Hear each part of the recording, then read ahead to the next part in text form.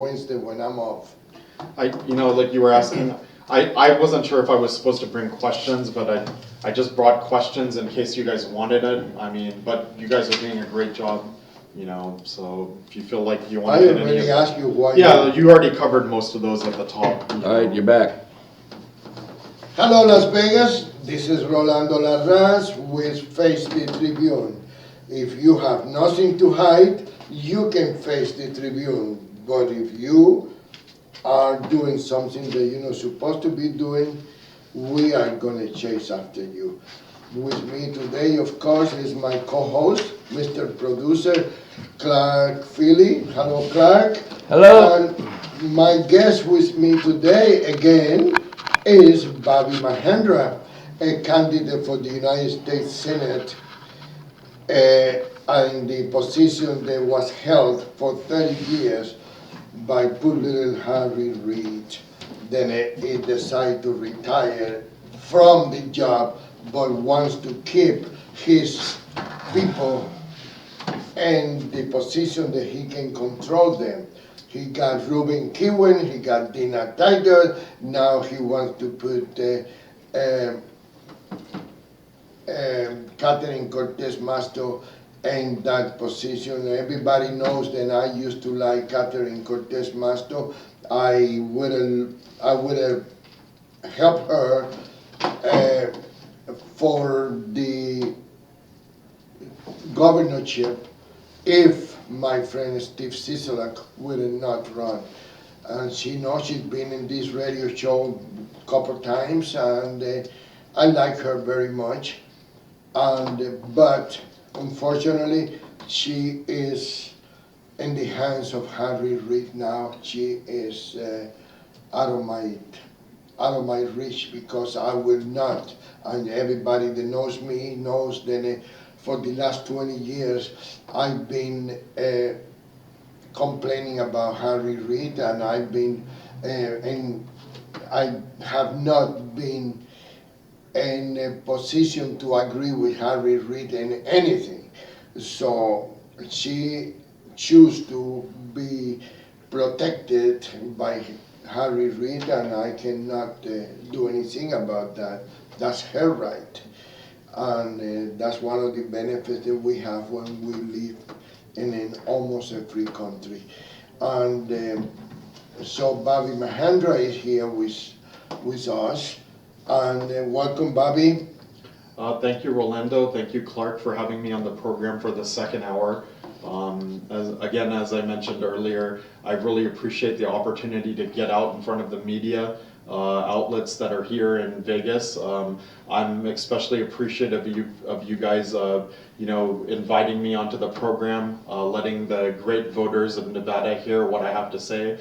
This is extremely important. It is. When there's a locked out system. So I really appreciate that you guys are making the effort to bring the voices of the other candidates out in front of the media as well. So thank you, Rolando. Thank you, Clark, very much. It is important for people to listen to everybody so they can make up their own mind. Sure. You cannot expect to brainwash everybody's mind. You need to let people exercise their freedom to choose and to listen to you. Whatever you have to say is a way to be able to do that. So I appreciate you taking the time. I know you're a very busy man, and now with an election, pues, you have to be in 3 places at one time. Right. And Mr. Producer, Anybody want to join the show, you can call in with a question for Bobbie, 702-493-5222, 702-493-5222, and join the show if you have a question for the future senator from Nevada. Boy, that sounds better than Harry Reid. I'll give you that, Bobbie. Thank you so much for that. And, It's really tough to represent the people. You have to get the support of them. I'm a new politician. I haven't run for any office before. And one of the things that's been an incredible experience is when you go out and meet people, and one of the first few things that they've mentioned is they always congratulate me for putting my name in the hat. And Right. it makes me feel honored to represent them, and I want to do a good job for them. And I thought a lot about, like, you know, what my ethics would be and how I would move things forward. And I've decided not to accept money from special interests, super PACs, and corporate America.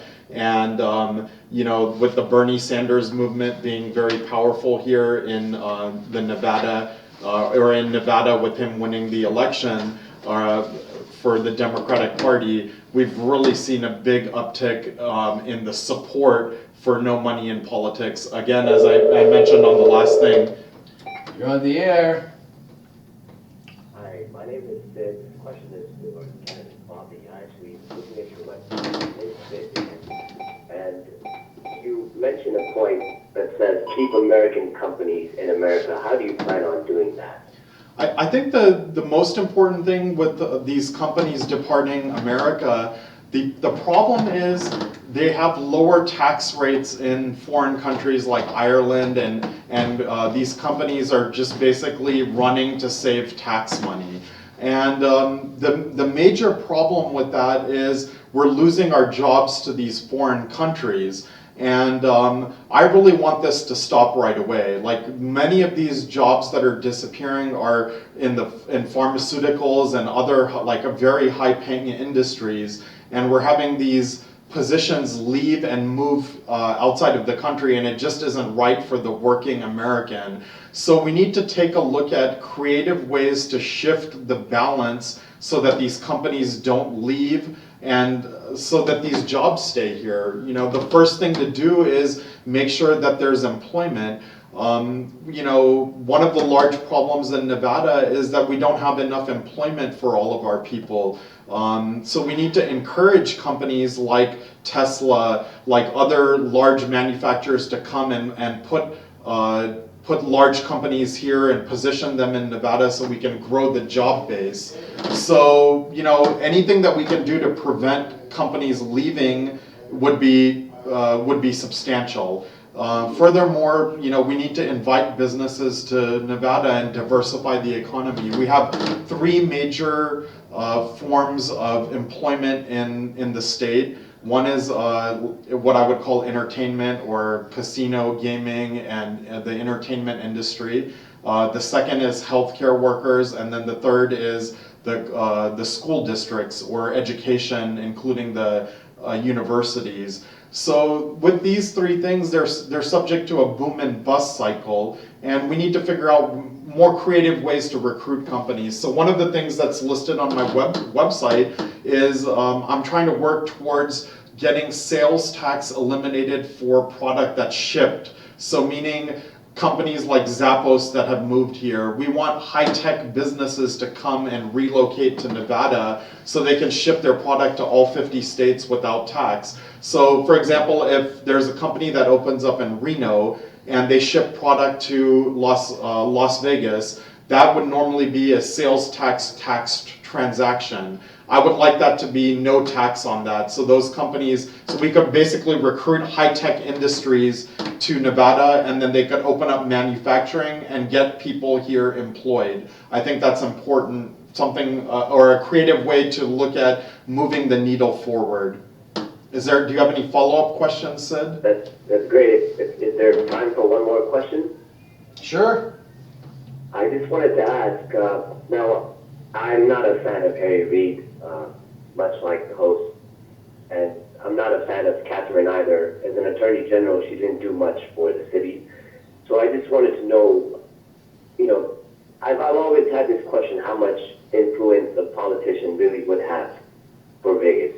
What do you feel the most important change would be that you would make for the people? That I would make for the people? I think that, you know, the way that I look at politics, or the way that I've kind of learned about it, is if I try to say that, like, you know, I have different positions on things, which I feel I tried to craft those based on what I felt was missing in the marketplace of politicians. So, when we crafted those policies, we tried to come up with things that the voters would be interested in. I think, as we've mentioned or talked about for the last hour, one of the most things is getting money out of politics. Catherine Cortez has raised, according to her last FEC report, almost $2.5 million. She tried to claim that money raised was from individual donations, and she said that the average donation was something like $27. Well, if you work out the math on the numbers that she provided, that would have meant that there would have only been 550,000 raised from individuals, but then 2 million came from corporate America or special interests. So you got to really think about, are you hiring a candidate to represent Bank of America or another corporation, or are you hiring a candidate that is going to represent the people? I'm trying to be a representative of the people and push their agenda forward, if that makes sense. That's really well put. And just as a closing statement, this is definitely fresh flavor in politics. I'm in agreement with most of the things that you're showing in support from the website. So good luck to you. Thank you so much, and I appreciate if you could let your fans know to support us on Facebook. That's going to be one of the main main ways that we can push our campaign forward. So I appreciate your call, Sid, and I thank you very much for reaching out to us. Absolutely. Thank you. Bye. Thank you, Sid. Well, now you got it, and Okay, that 702-493-522, the line's open if someone would like to call. what happened to the 07 number? Well, the 522 works too. It works better? Okay. So anyway, you're doing Facebook Yes, kind yeah. of campaigning, right? We started out, like, you have to start out somewhere. We were shut off from the vast majority of the media outlets, so we basically started by doing Facebook ads. Have you tried to contact any other media outlet? Yes, we have, sure. In fact, the other two candidates that are running for Senate on the Democratic Party, they reached out to me, and we sent a joint press release to the major media outlets, and basically our document went into the circular file, if you know what I mean. We didn't get any response back for it. And this is one of the things that I don't necessarily blame them for not wanting to cover anybody that's an outsider, because nowadays there's so much sensationalism in media. You have to cover the big story, right? Bobbie Mahendra doesn't make a big story right now, but the thing I is, think you do. I think you're wrong. Right. I mean, think we're you're trying, wrong. right? I think So- you're making the story because you are the one that is taking the bull by the horn. I believe that that's what they don't want to do. They don't want to find anybody else. So the other two candidates, they reach out to you. They did. They reached out to me, and we traded a few In the emails. phone or email? I did speak to both of them by telephone as well too. You talked And to Catherine Cortez Master? I did. No, she wouldn't answer the phone because she wants Bobbie So who is Mahendra. the other two? The other two candidates are Alan Reinhardt and Lido O'Brien. They're running on the Democratic ticket. I did speak with them, and we did a joint press release to the media outlets, the channel news and so forth. And we didn't get any response. Any at all? No response. Not even a single email acknowledging that we were going to be contacted. And in fact, one of the individuals mentioned that they wouldn't even host a primary debate. And to me, that is kind of ridiculous. I would feel that if anything, you would want to have the voters know about what their options are, so they can make an informed decision. Let me try to throw this in the table. This is a round table, so let me throw. What do you think if we do a primary debate with the candidates in your race? I think that would be great, can but do I it don't over think here. do you think Catherine is going to show up? Well, the thing is that we can invite her. Right. We can invite her. it depends on what kind of a venue you can set up with a debate platform to where she's invited, and look, just mention like a CNN debate, it'd be ridiculous. Sure. A CNN debate, and she doesn't show up, she's gonna have a lot of answering to do to somebody, because the candidates that do show up make that the big issue. Where the hell is she? Well, She's running to be a unfortunately- senator, and she won't even show up for a debate. Unfortunately, we are not. No, I'm just seeing saying, it, you right? know. But the other two candidates with Bobbie can definitely show up here. We can air it on YouTube and see where it goes, but, you know. I would I mean, we'll put some money behind that, saying that, like, I mean, we have our budget to do it. If she's not gonna show up to your radio show, I mean, I think that's Right, so, ridiculous. I mean, you I- pump it out there, and we'll see what kind of response we get. Yeah. And you could start to stir something up, because I there's would love to see information. that. So that can be done, that's no problem at all. But, you know, to make a bigger statement, a bigger venue, but maybe that would lead to the bigger venue, so there you go. Right. You gotta start somewhere, so I like it. Yeah. Because the information, you know, the debates are what count. Now, the debates that we had with the presidential candidates on the Republican side started off a little ridiculous with so many candidates. Yeah. And I mean, and the questions and the moderators are all, you know, everything is very, very cagey on that side of the issues. I mean, the mainstream media hates one particular person on the stage, you know, they don't want him no matter what. And the thing with Megyn Kelly and all this controversy and Right. stuff, you know, things were really, now we've got that all kind of like done with and over with. But yeah, for Nevada, I think the people in Nevada, the problem in Nevada is so extensive that the only thing that's gonna start to get it corrected is knowledge. And that's getting the information out there. Now, the Review Journal, they're gonna be controlled by Harry Reid, no matter what, and the unions and stuff like that, no matter what, and they're just not gonna support an outside candidate. So the issue is, we need an outside candidate, no matter what. So I'll make one comment about the Review Journal. They did reach out to me in particular, and they said that they were gonna be printing a primary voter guide. Yeah, I'm it costs you money. No, I believe that they were gonna do that for free. I'm not 100% sure, I would have to go back and look at it. But they did reach out to me about that.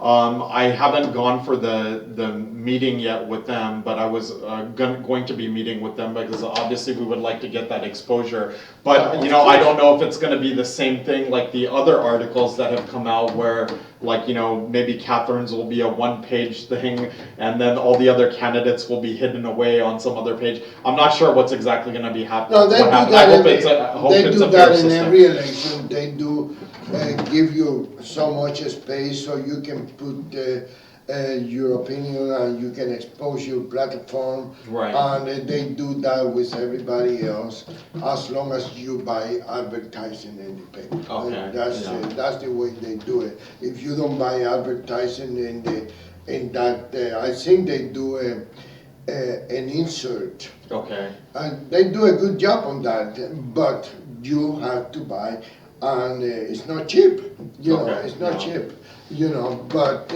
yeah, they do, they the only newspaper, so, but I tell you, one thing that I believe, and I've been saying that for years and years and years, you know, they are not as strong as they think they are. right. They believe, or they make you the candidate, or you the citizens, then what they said is what people gonna do, and it's not true. Every time they support somebody or they endorse, we don't endorse people. I don't believe the endorsement is important. I believe that the endorsements is a myth. It's a myth. I believe that the endorsements. Online. Did you get a question there online? No. Oh, okay, I'm just yeah. showing it. Yeah, that's great. I believe that the endorsements are just a myth to infatuate people, to make people believe that they are gonna, you know, like they make a big deal about a union endorsement. The union can endorse you, but the members of the union gonna vote for whoever That's they correct. want to. I think, you know. I think that what your comment on the endorsements is important, but the way that I kind of think about an endorsement is it's a social proof, right? For example, if different people are out there and they say, I endorse this candidate, it's kind of like a social proof, right? But the thing is, in a lot of cases, those endorsements wasn't a fair system, like what we talked about. Like some of the endorsements were given out before all the candidates were even given an opportunity to get that endorsement. Yeah. You know, and it doesn't make any difference because the members of that union, like for example, there is a David Thomas guy, then is supposed to control all the judges in Clark County District Court. You know, he promised all these candidates the endorsements of the police union. Well, the police union can endorse anybody they want to, and the police officers, when they go to vote, nobody knows who they vote for. Right. And 90% of the time, I will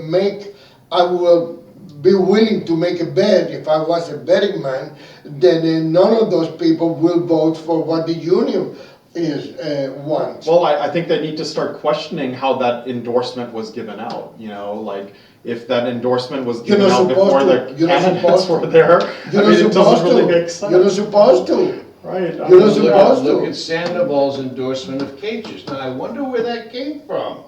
Gee, who would Harry Reid endorse in this? Let me see. He wouldn't endorse Trump, that's of course. He wouldn't endorse, But he took Trump's money. he wouldn't, huh? He took Trump's money. No, but why would Sandoval endorse Kasich? Because Cruz is not really A Republican. He's he a wouldn't get Democrat. along with Reid, so Reid's against Cruz because Cruz ignored Harry Reid when he was in the Senate. So they're enemies. And Harry Reid was the majority leader of the Senate on the Democrat side, and Cruz is a Republican. I So he's call not that- going to enforce. So he's going to endorse the lesser of all the ones. So he's going to endorse Kasich. Reid is. So why does Sandoval endorse Kasich? Kasich is not really primarable. I will call that a political enemy. Political but why did Sandoval? enemies, in my opinion, political enemies is like a domestic, not domestic violence, domestic argument. You argue, you fight, and then when it's dark and you go to bed, you make love together. So that's the way I call political enemies. Yeah, sure. I believe that that is the most hypocritical way of putting it. That you see, I am different. I don't like Harry Reid. I didn't like Harry Reid for the last 20 years, and I will not like Harry Reid even if he come over here. I will welcome him here. Yes. I would like to answer him. I would like him to answer some of my questions, but I'm not going to change my mind about Harry Reid. Well, Maestro is supported by Harry Reid, and to me, that's a huge negative on her. That, in my opinion, that it is. And all the other candidates should run on that platform. I'm And- not endorsed by Harry Reid. And that's a big like I plus, told believe you me. on the phone, Sure.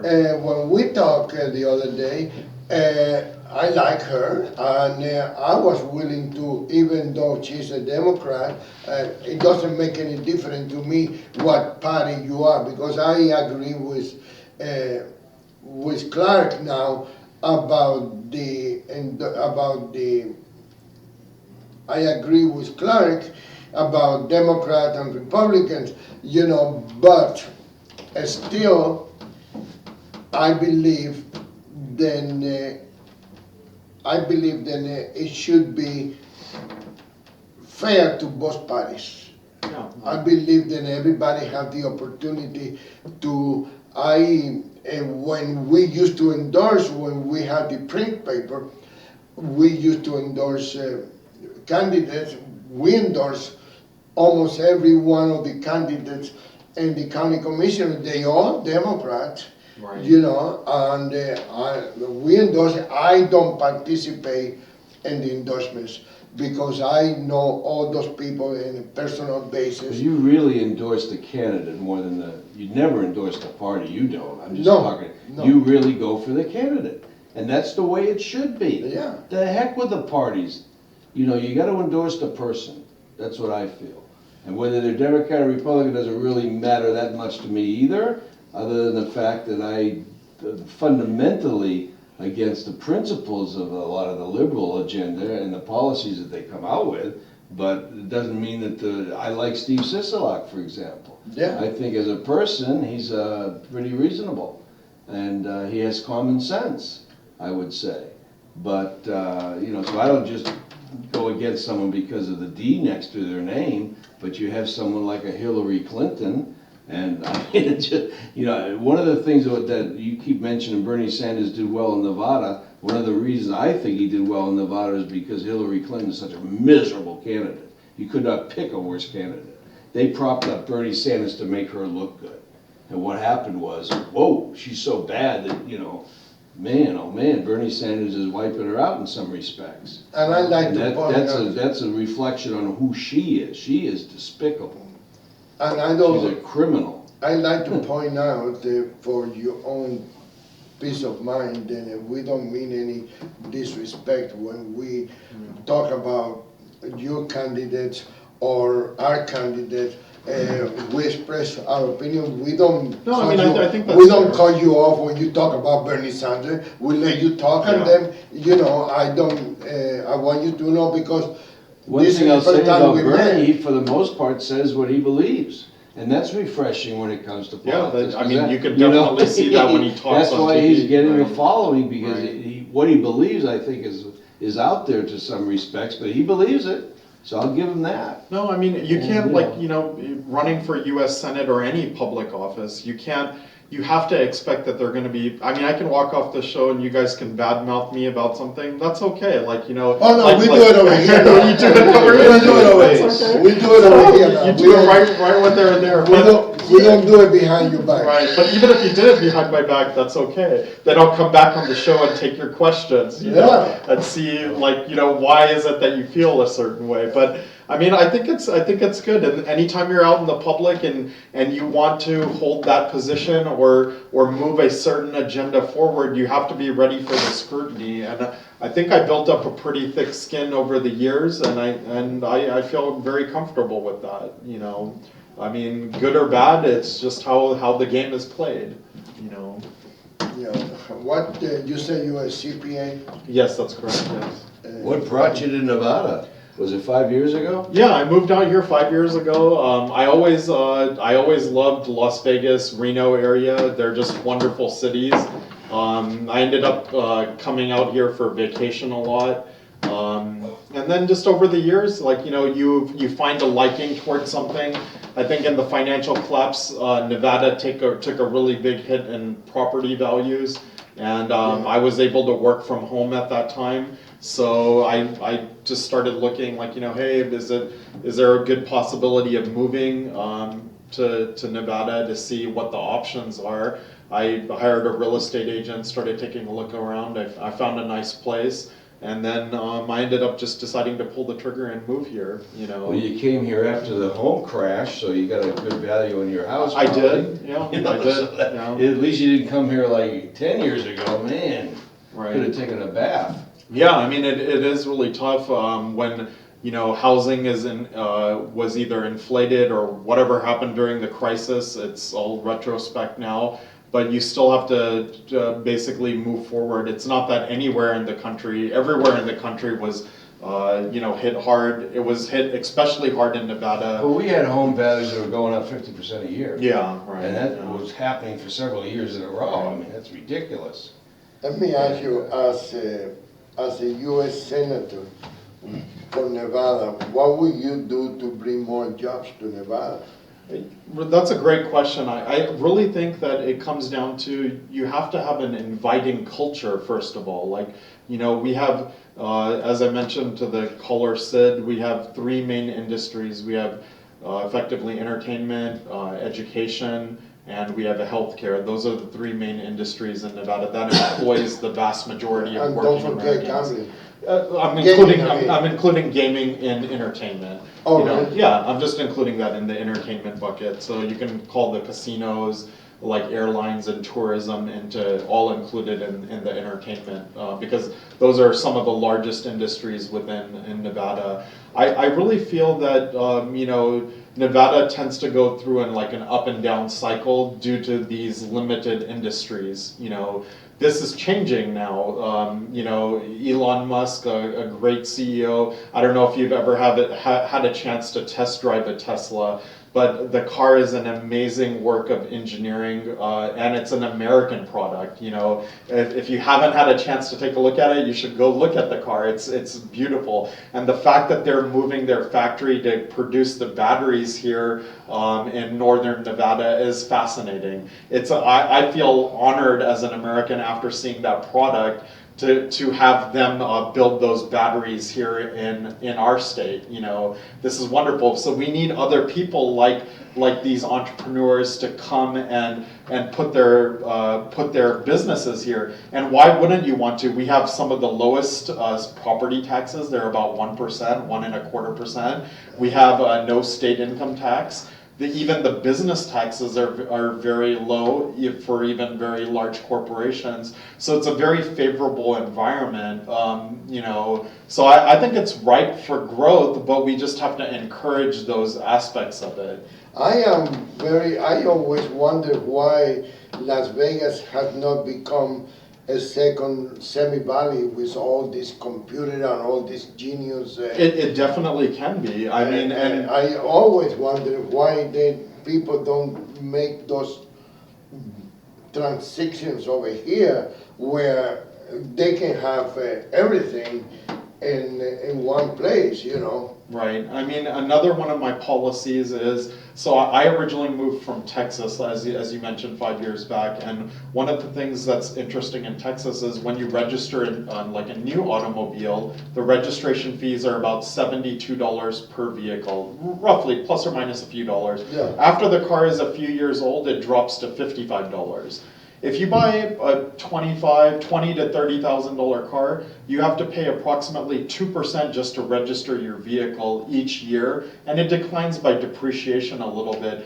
On a $25,000 vehicle, which is probably similar to what an average person would buy, you're talking almost $500 to register your vehicle. Maybe it's a little bit less, but $500 seems a little excessive to me. So I would like to see the rate for registration drop to a more reasonable level, maybe $99 flat for the first 3 years. How much is it? And $55 and $49. Outrageous. It is outrageous. It doesn't make any sense. Oh, so you're talking about Nevada? I'm talking about Nevada, I'm not talking about Texas. The $25,000 vehicle, approximately $500 to register here in the state of Nevada. How much is in Texas? It's $72 if you bought a new vehicle. So one of the things that one of my policies would be to reduce that down to 99 flat for the first 3 years and 49 flat for each year thereafter. I think that would put a lot of money in the pocket of each working family. And another thing then we need to avoid or completely avoid it will be the smoke test. I haven't seen a car smoking in a long time, and Clark County is the only county that has that smoke test. And if you don't pass the smoke test, which I never seen a car with a smoke. I see the buses, I see the city buses with a smoke. So can I ask you a question about that? So you're not seeing any cars with smog, but maybe that's because they're smog testing? I mean, I don't know. I'm not. I don't know. So one of the things that I can tell you. Grabbing thing is what it is, because a 2-year-old vehicle, I think the first year you're exempt. Okay. It's 2-year-old brand new vehicle, let's say, yeah. 10,000 miles, and you have to get it smogged. Right. I mean, that's ridiculous. Right. Okay? And then the other side of it is, if the car's older than 67, you don't need to smog it at all. Right. So the real smog contenders are exempt. Right. And then if you're 25 years or older, you can get an antique license plate, and that exempts you from smog. Right. So the real problem vehicles are potentially exempt. Exempt. So right. what is this for? It's for revenue enhancement. Right. It's to rip off the pockets of the people. Right. So here's another thing that I can mention. So in Texas, they have a safety inspection and a smog test. Okay, one of the things that I noticed right off the bat when I moved to Nevada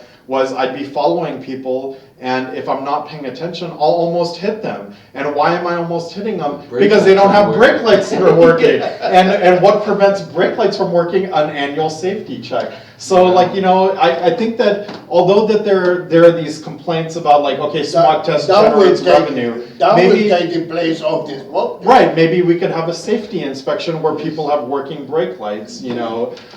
So I think there are a lot of things that are always a plus and a minus on the different topics there. But I think the real problem in Nevada, from my experience, is why do you need to pay $500 to get a little sticker which costs less than 2 cents to make? You know, it just doesn't make sense. It should at least be fair. Because let me tell you, I look at my registration, and I believe that my registration was $36. Because your car's 20 years old. Yeah, whatever. But I have a my point is, $300,000 Corvette. but my A point is, classic Corvette. Uh-huh. It's $40 a year to register. That's no, wait a minute. But Wait a minute. Mine is 33 or 35 something, I don't remember. But then it is this tax and this tax and this tax, and it got up to $100. right. I mean, I drive a 2011 Prius. It's sitting out there in your lot. You can see it. And the last registration I paid $296, and it's 2011. I mean, I feel it doesn't make 5 years sense. old, yeah. $300 for a 5-year-old vehicle. You add It's it up not year after year over a 10-year period. It's you're several paying for the car $1,000s. again. Right, yeah, you bought another car. You know, another thing that you need to maybe, I don't know if that will include in the US Senate, is the deal with the business licenses. Right. You know, I know that there's, why do we need to have two different licenses, a state license and whatever city license, whatever city you operate in? City, county, and, state, I mean, you know, it's ridiculous. why, in the old days, you need a state license when you are a privileged license, like gaming or liquor, bail bondsman, what do you call insurance agents, Right. Stuff like that. But a mama and papa operation, actually, the newspapers, they need to have a business license. You know, you get the business license because the advertising department, because the advertising agency, and that's where you get. But it wasn't that. Now you need to pay. I don't know how much is now, because we are exempt for being online, Sure. the state license, but it used to be $200, period, no, regardless of how much you Right. make. Now with Brian Sandoval, astronomical tax raise to $1.5 billion, the business license for the state went up to, I think, 3 or 4 times. So now you gotta pay $600 to the state of Nevada for whatever it is, plus your business license. And that is something that it make people discourage people for. I think that's something that we need to take a look at. I would say at this point in time, I'm not a full expert on all of the business licenses, And but that's probably right. not one of your concerns either. Right, That but- belongs to the state. But the thing is, US Senator, what's the latest on that test site up there with the nuclear waste dump? Is that completely dead How now? do you or feel what? about that? What's the issue with that? test site? with what is it, the storage of waste? Yeah. You know, so like, you know, here's the thing, like, you know, Nevada was, I believe, the first place where they did above ground testing, right? I Right. think if you go back to Right. the, I think it was 40s the or whatever 50s it or was, 40s, yeah. right? They did, this was the first location where we did above ground testing. They used to have the Um, bomb you and could then feel after- here in Vegas go off. Right, and then after that, they never did it because they realized there's a number of health problems that come out from doing those above ground testing. You know, I think at this point, like, you know, we're just hurting for jobs, right? Like, there's not, we definitely have an employment problem in Nevada. Nevada is a great state where people are very open-minded. They think about things from a different perspective. You have all different kind. They call Las Vegas Sin City, right? So if the rest of the country doesn't want to house the nuclear waste, and yet they're generating it, but they're thinking that it's a good option to put it somewhere in Nevada in the middle of nowhere, well, I think that we need to at least be open-minded and figure out, can we handle these jobs, or get these jobs, put the waste away safely and do a good job with it. And I think that the people of Nevada probably could handle that. So I'm not necessarily an opponent to it, but we do need to take a look at the interests of environmental damage and Have you tried to take a tour of the? I haven't actually. I would love to see the facility and see if they're doing things the proper way and it's being maintained. I would imagine that they're doing that, but I have not gone and taken a tour of the facilities yet. Are we getting waste here? No, we're not getting any waste yet, but they wanted to, and they claim then it's dangerous because the trucks or however they transport the waste have to come to the highway.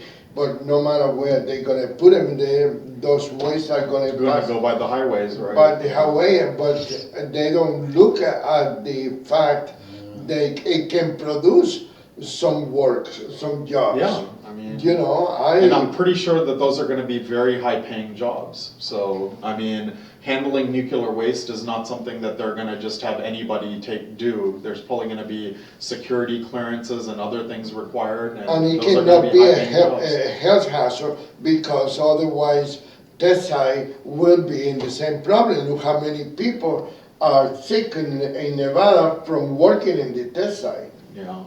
It's a lot of people that have been sick and even died of the test site workers, and so. What was that in the past or from the recent? nuclear? It wasn't from waste. It was nuclear. Right. Yeah, I think that was from the nuclear side. Yeah, but it's still. Yeah, but you don't die for like 10 or 15 or 20 years later, so that's what we're seeing now. So that is good. No, it's not good at all. It's good. It's And good that of people course, die because it's like. because they're already old. Well, it's they don't because need. the government was involved, you don't hear that much about it. Right. If it was a general contractor or somebody, private enterprise, oh my God, it would be, it's like when the orange water came down here from up in Colorado somewhere, that was actually the government that caused that. Right. So you didn't hear much about it. Oh, that water's fine, there's no problems. Right. But if that was a company that dumped that, Yeah. they'd be out of business, or they'd be facing $20 billion in fines. But it was the government. Oh, there's nothing wrong with that water. Right. And then what they were pushing in Michigan, over that Flint stuff. But now, come to find out, that water really wasn't okay, so you gotta watch out. The government, Yeah. what your job you're asking for, that carries a lot of disclosures that aren't disclosed. It's it's tough. The government is so corrupt. I mean, It's, you gotta run on a non-corruption platform as an outsider, and I think that's the ticket. Right. And bring that home and bring it home to the people, because I think they're beginning to realize that, this has not been good. I mean, I think that we're doing really well. I mean, I'm proud of people in Nevada that are supporting our campaign. I mean, we're, like, as I mentioned earlier, we're now #1 on Facebook. We passed up everybody. I think this is a good sign that there's a strong anti-corruption movement. And although we haven't passed up politicians that have been there for a long time, like Harry Reid has 80,000 likes, but we passed up everybody that's running for a current office, like, to be filled, and in some cases we have tenfold the number of other people, like Joe Heck. I think he only has 1,500 likes. The guy's been in office for a while and 1,500 likes, and nobody likes the guy. I don't know what the issue is. Why does he have 1,500 and we have 15,000? I think there's something to think about in that, So I What think about Catherine Cortez, man? she has about 15,000. She worked for 8 years as Attorney General in Nevada, but we passed her up as well. And I believe she was in the assembly. No? I don't remember the don't previous remember. positions she's had, but yeah, but I mean, But even it was a government. it was a government position, right? And even with all of that, how is it that the anti-corruption candidate has passed up all of these people? I think that's because the movement is very strong. You know, Bernie did well. I mean, we're doing well. We're looking forward to keep pushing the agenda. There's only 10 weeks left, or a little bit less, and everybody has to go out and vote on June 14th. Like in the last few elections, you could win the primary vote with as little as 40,000 votes. You know, in the 2012 Democratic primary, Shelley Berkeley won with 62,000 votes out of 78,000. So all you needed was 39,000 to be the lead candidate. So if you're out there listening to this radio program, you can make a difference if you vote in the primaries. Yeah, 39,000 votes is nothing. Remember, you know? Shirley Berkeley used to be campaigning every single day. She win the election today, and tomorrow she's out there campaigning again. But she did a lot of good things. But here's the thing: Well, 2.7 million people, only 78,000 Yeah, but voted. So your vote is very powerful for the primary elections. Remember that she is not statewide. That was She for, was not. I'm quoting you numbers for U.S. Senate. So it was statewide. Okay. Statewide, Yeah, in okay. 2012, when Shelley Berkeley ran, only 62,000 people voted, 78,000 voted. She won with 62,000 votes for the primaries. So the votes for the primary are very critical. You know, so if your listeners are out there and they like our platform, or even if they like another candidate, they should get out there and vote, because it's extremely important to vote It in is the primaries. important to make people to go and vote. My job is to convince them that they should vote for us, and I think that they will, because the anti-corruption movement is very strong. But you know, you got to respect that there's a lot of different opinions out there. We would like to see them come with our campaign, join us, and help push the agenda forward. You know, I think that's the most important thing. Are you planning to open a campaign headquarters?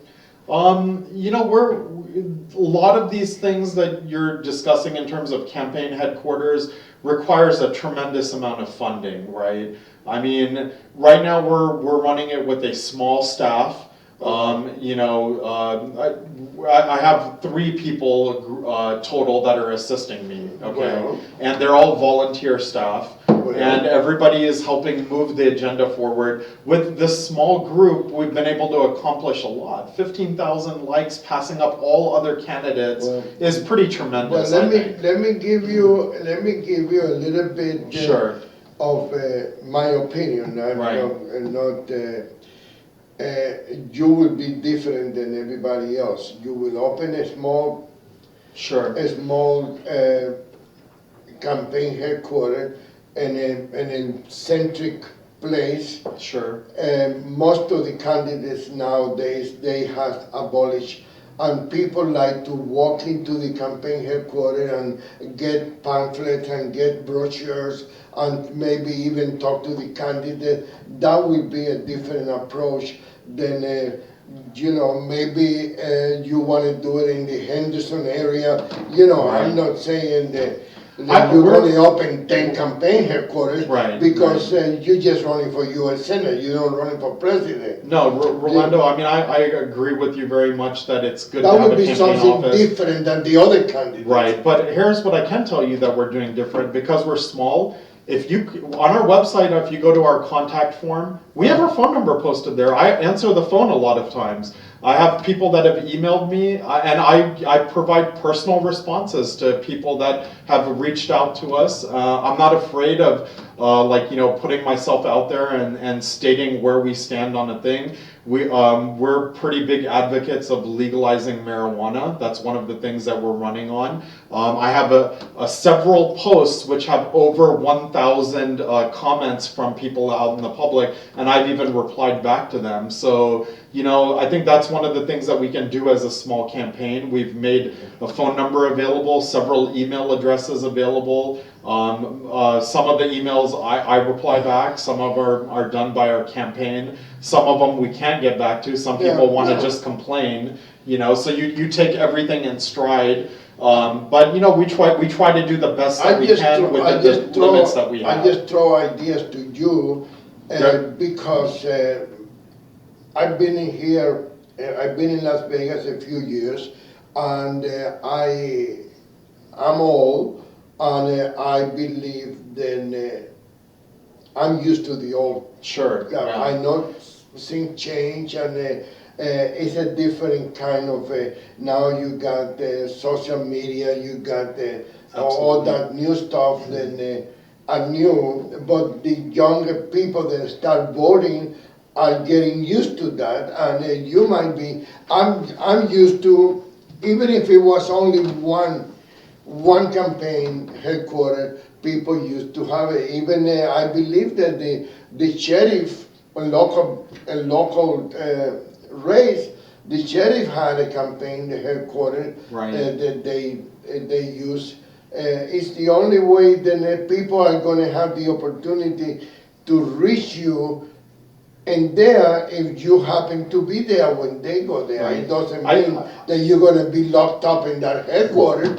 I'm not out hiding anywhere from anybody, trying to That's avoid what I mean. anybody. It's You not- guys invited me on the program, I said yes, you know. I've had student groups from Sparks, Nevada that have reached out to me. I'm gonna be doing interviews Good, with those them are on good Monday. people. I have another student group from UNLV which has contacted me. I'm working on doing video interviews with them as well. So there are a number of people that are reaching out to us. I would say if you contacted us through our contact form or one of the email addresses, I would say we're close to 100% response rate. We're not trying to hide from anybody. We're holding ourselves no, out of in the course public not. and making ourselves available. But you cannot We afford to hide from right. anybody.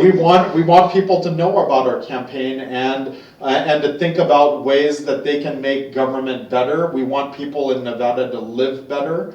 That's one of our email addresses is livebetter@bobbiemahendra.com. You know, we're trying to do what we can to make Nevada a place where leadership can be centered. Like, you know, if we help get money out of politics, So- we can lead the rest of America to a better future as well. Before So- we end the show, wow, the hour went fast. Yeah, well, you know. that's- Before we leave, give your email address again and any telephone number or anything that. Sure. Is any place where people can contribute to your campaign money financially or Sure. you're not taking any campaign money or? He's self-funded. Right now, I've funded the campaign with my own money. That's correct. Yeah. At this point, we probably have enough money to get through the primaries.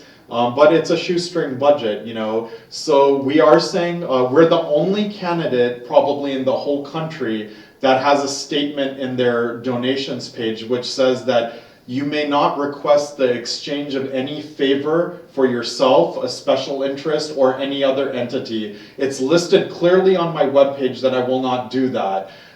So you can read the rules of our donation, and if you follow those, we do accept that. But money isn't the most important thing.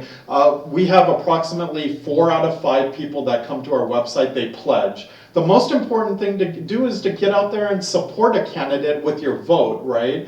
So if you come to our website and you don't have money, that's perfectly fine. We want to represent people without the money as well, and you can just come and pledge for free. That's, if you go to bobbiemahendra.com, that's the first thing that you'll see is the pledge button. It's highlighted. Every other candidate is greedy. The only thing they want is money. I'm happy with just you to come out and vote for us. That's the most important thing. Yeah. All of our email addresses are published on bobbiemahendra.com. You know, you can go out there and take a look at it. My personal email address is candidate@bobbiemahendra.com. You can reach me on by text at 702-722-0671. You can call that number as well. I answer the texts and a lot of times pick up the phone as well. If you're gonna call at 3 a.m., it's probably not gonna happen, but I work a lot of hours. That's when I wake up. Right. That's when I get up. Right. I answer all my calls at 3, 4 o'clock in the morning. So- you know, that's what happens when you get to be old. That's Right. why. You know, but anyway, I appreciate you taking the time to be here again, and I thank you for your effort and thank you for thinking of Nevada in such a great way. Anything you want to say, Mr. Producer, before No, we thanks for coming by, and if you should be listening to any of the Radio Tribune broadcasts in the future, you want to call in and say anything, you know, or Yeah, come that would by be and do great. another show sometime. Yeah. Up to you. If you think of something else to say, you can schedule another show anytime. Right. So we're here to help any way we can. We want information out there. And I think I have a great closing thought and like quote that I've heard before. So one of the things that was highlighted to me by a friend, he said that, like, you know, every morning a gazelle wakes up and it knows that it has to outrun the fastest lion or it'll be eaten. Every morning a lion wakes up knowing that it has to outrun the slowest gazelle, otherwise it will starve. So I just want to let Catherine and Joe know that the lion's coming to get the gazelles. So, Well, and it's coming with the support of 2.7 million people that want change in Nevada. Those are the people that are coming for you. They're going to select a great representative to come in and change politics in Nevada and make a change at the federal level as well. So I really appreciate both you Rolando and Clark for having me on the program. It's a great honor to have this opportunity to have a floor where people can hear what you have to say. And I really look forward to it. I think it's been an incredible experience so far. I love hearing the positivity from the voters out there. And I look forward to doing a good job, the best that I can do, you know. good. Thank you. Thank you all for listening. And have a nice weekend. We got next Tuesday, we are going to have Doug Henderson, our guest. And he's running for Justice Court. And he's going to be here on Tuesday at 12 o'clock. Thank you for listening. God bless you. God bless America. And God bless our troops. Let me know.